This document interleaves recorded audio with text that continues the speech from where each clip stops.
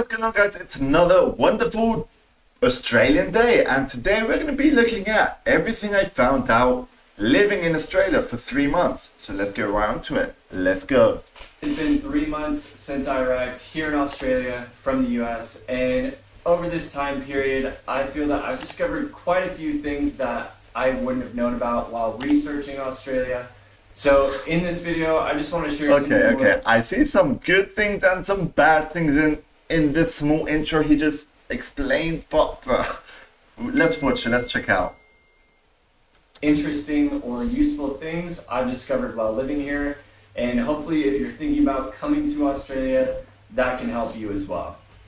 So the first thing I want to talk about is going to the pharmacy or the chemist, as you would call it here. If you use any sort of over-the-counter medications consistently, I would definitely look into what is available in Australia before coming here. I know in my case that I often will use melatonin when I'm traveling, as I have trouble sleeping in hostels and stuff like that. And when I arrived here, I found out that you actually have to have a prescription or be over 65 in order to get melatonin from the pharmacy. Okay, so you need prescriptions just to get, like, is it anything or like significant sort of like items in the pharmacy? I'm not sure. In Australia in general, there's a lot more regulations on different drugs that you can get from the pharmacy, especially over-the-counter ones. So I would definitely recommend stocking up on whatever it is that you might need before coming here. Okay. Another example of this is I remember I got really sunburnt and I wanted to get some ibuprofen, and I had to go up to the counter and ask for permission before I could actually get the ibuprofen. No way, even for sunscreen, bro. I mean, okay, that is a bit stupid, to be honest. I don't know why they need prescription for that, but yeah, I was still able to get it, but it's just very different from my experience, especially back in the States. Okay. The second thing I want to talk about is shopping in Australia. So if you're going to the grocery store, typically if you're just going to a bigger store, you have two choices, and it's either going to be Woolworths or Woolies or Coles. Woolworths and Coles. Never heard of these supermarkets before. They must be like the biggest in Australia, right? First things I noticed when shopping here in Australia, which definitely might be just the US background rubbing off on me, is that stores are a lot more specialized and separated, whereas back home, in my experience, if you go to a Walmart or a Target or something like that, you're going to find almost anything you would need on your shopping trip all in one place, whereas here you're going to have to go probably to multiple different stores in order to pick up everything on your shopping trip. And so they don't really have a big shop with like everything inside, you know, like in America, like this guy. Okay, interesting actually. An example of this is you'd have to go to Woolies to go get your groceries, and then if you wanted to go get some sort of alcohol, you'd have to go to the bottle shop. If you wanted to get some sort of tobacco or something, you have to go to the tobacconist. Okay, that is a bit annoying, to be honest. Shopping here in Australia, that is a bit annoying. Self-checkout is really big here, and almost everyone will opt for self-checkout. Sometimes you do see cashiers still manning the kind of conveyor belt system checkout thing as well, but for the most part, everyone uses self-checkout. One last thing about shopping in Australia, I would say that most people say cost of living here is pretty expensive. Is it? I'd say as far as groceries go, it's not too different from other countries that I've been to, especially when you compare it to what minimum wage is here and what just kind of normal pay is here in general. Peanut butter. The third thing I want to talk about is eating out here in Oz, and I would say that when you're going to a restaurant here... eating out. I've never actually heard anything about eating out in Australia. Let's see the prices and the food. Hopefully he mentions that stuff. Self-service, again, is a lot more prevalent here than other places that I've been to. Here, it's a lot more typical to go up to the counter, order your food, and then once the food's ready, also go up and pick it up yourself. Oh, okay. Instead of having a server or a waiter. So there's no waiter or anything. Another thing about eating out in Australia is tipping's not a normal thing. Sometimes people still do tip, but it's a lot more rare and it's not expected if you are going out to eat. Number 4 is alcohol and drinking culture. Alcohol. So alcohol will typically probably be a little bit more expensive Tip. Beers are far cheaper in comparison to mixed drinks here. than what most people are used to if you're visiting. So that's a why foreigner. a lot of Australians drink beer, right? I mean, it's cheaper, gets you drunk. I mean, why not, you know? That being said, I find it pretty funny as drinking culture is pretty big here in Australia, and that does not stop Aussies in the slightest. If you're going to a bar here, people typically order schooners, which is a Schooners. slightly smaller size glass than a pint, even though they do have pints here as well. One useful thing to know here is when you're going out for drinks in Australia, bars will have a taxi call system. You can go up to the bartender and just say that you need a taxi called, and they will have a taxi come to get you in case you've drank too much or Oh, you're in a bad wow. That's Number 5 pretty is cool. Gambling culture here, so I was Gambling. pretty shocked to find out Don't that really know much about gambling in Australia. Let's see. Do they even have casinos and things in Australia? I'm not too sure. gambling is pretty big here, and every other pub or tavern you go to will have some sort of gambling included in the venue.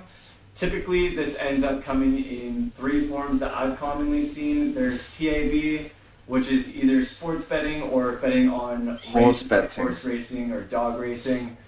Then there is Keno, which is almost equivalent to like a digital bingo type. Oh thing. yeah, we have those as well. Gino, You get a okay. ticket, and then you see if you get the numbers that are winning or losing. And then third, there's what they call pokies, which essentially are Pokies? slot machines. Oh, okay. And usually a Slot pub machines. here will have its Interesting. own dedicated section just to pokies where people will sit and play the slots. Number 6 is work culture Work here. culture. So this is one of the things that I was most interested in coming to Australia for, as I'd heard that work-life balance here is really good. And after being here for 3 months, I can definitely confirm that is the case. Here in Australia, I think there's a lot less pressure to go down the typical 9-to-5 career path. And people in general are a lot more accepting and open to different career paths. So if you want to become a tradie, if you want to work in hospitality, people aren't going to place as much judgment on you if you go an alternate route from the more traditional 9-to-5 career. Alright, interesting. If you're working here in Oz full time, it's typical to see most people get 5 weeks of paid vacation, 5 which weeks? is very different from what I'm used to back in the States, with it being more typical to see 2 weeks.